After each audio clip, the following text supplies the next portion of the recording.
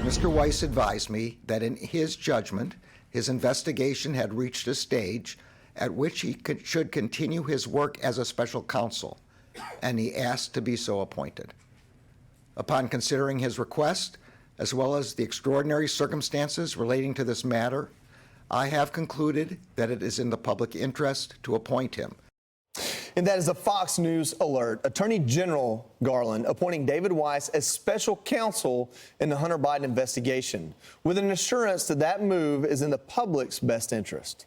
But our next guest doesn't buy it, joining a chorus of Republicans who are deeply skeptical of Weiss's appointment. Here to explain, 2024 GOP presidential candidate Vivek Ramaswamy. Vivek, it's great to see you this morning. Thank you for being with us. What is your reaction to David Weiss being appointed as special counsel? On the face of it, it would make sense, and it's a good thing to have a special counsel appointed. The problem is that this is a total fig leaf. It is a distraction. This is the same individual, the same person who actually negotiated that plea deal that the judge rejected handily. This is also just a designation of a title for an administration that, in the case of Hunter Biden, has been repeatedly creating one deflection after another. I think the timing, in comparison to the Donald Trump indictments, are not an accident for how long that investigation had been ongoing.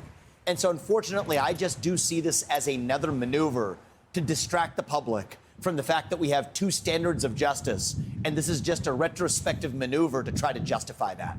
You know, Vivek, one of the reasons that I've been very intrigued by your campaign is you often say things that nobody else is talking about. And so, yes, the two standards of justice is critically important to Americans who are watching us right now and across the country, but also the implications. This is more than just a family who's trying to make money. There are real policy implications to this kind of extortion that potentially Zelensky, the Ukraine government, may have over Joe Biden and may be responsible for billions of dollars that we're sending over there. But more importantly, we're inching closer to nuclear war as this war continues. And as you say, nobody has given us a real explanation as to why this is in our interest. Exactly. And I think that Hunter Biden, it's worth remembering, this guy is not just some fringe corrupt son of a U.S. president. He has been a geopolitical disaster.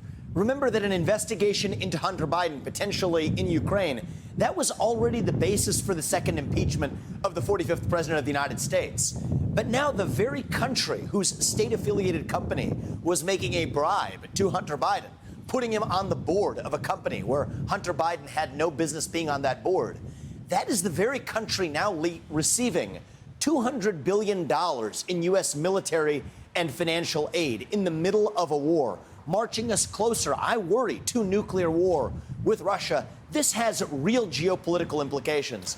That is currently beyond the pale of any Republicans, even many Republicans, to ask out loud. But I think it is the heart of the question when the U.S. president is sending aid to a foreign country where his own family was part of a bribe from that same foreign country. If the same shoe fit the other foot and this had been Republicans or anybody else in charge, we'd be asking the questions. We should be here, too. Vivek, you're running for president. That's our next topic. You're a candidate there at the Iowa State Fair to address voters. Next hour, you're going to participate in a fireside chat with Iowa Governor Reynolds. I want to keep it on this for just a second, though, because I think this is really important. You just addressed external implications of what's going on. But when you nail it down, the implications are the current president, while vice president, may have traded away our interest on behalf of his family. And the current argument is that the Justice Department is somehow in on not holding him accountable. Say this doesn't go anywhere else. We have a presidential election. You become president. What can the next president do to restore faith in the Justice Department or even our political class? Most importantly, start telling the truth again. The government today treats the people of this country as though the people can't handle the truth. It's like Jack Nicholson in The Few Good Men. You can't handle the truth. I stand for the idea that, you know what? We, the people, we can handle the truth about the COVID origin, about what's exactly happening with our money in Ukraine, about exactly what's happening with these politicized investigations, government tech censorship, the Nashville shooter manifesto of the transgender shooter that hasn't been released. Whatever it is, tell the people the truth once again. The other thing I'm going to do is, and I know many people find this extreme, I think it is deeply practical, I will shut down the FBI. that institution has become so rotten and so politicized that we can take the small number of frontline agents and move them to the U.S. Marshals or the DEA. But when you have a corrupt bureaucracy that should not exist, we have to get in there and shut it down. That's what I'll do as the next president. Oh, wow. I'm with you on that, Vivek. I mean, we just covered a story on the FBI and the lies that they've been telling about how they've been surveilling Catholics in their churches. It is a rogue agency, no question about it. The agency is the enforcement arm of a federal criminal code that most people can't even quantify. We have no idea how big it is. It literally, we don't know. Which the extension arm of that is the DOJ, and then the extension from the DOJ is the FBI. The great question for you will be, can you actually execute? You and I've had that conversation, and I think it's an honest question for you, Vivek, as a candidate for president. Can you execute really that vision? Yes, I can, Will, and I think it takes a unique combination. On one hand, it has to be an outsider that comes from outside the swamp. I'm a CEO, not a politician. I understand how to get things done, and I'm not bought and paid for. I'm funding this campaign myself and with small dollar donors.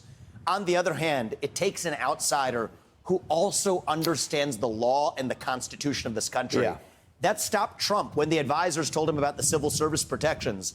Those civil service protections do not apply to mass layoffs. That's what I'm bringing to Washington, D.C. That's a unique combination, and that's what I bring to the table. Well, you'll have that chance here in just a little bit to speak on a platform. Good luck to you in your campaign. Thank you, and Vivek. thanks for coming on. Thanks for coming on, Vivek. Thank you. I'm Steve Ducey. I'm Brian Kilmeade. And I'm Ainsley Earhart. And click here to subscribe to the Fox News YouTube page to catch our hottest interviews and most compelling analysis.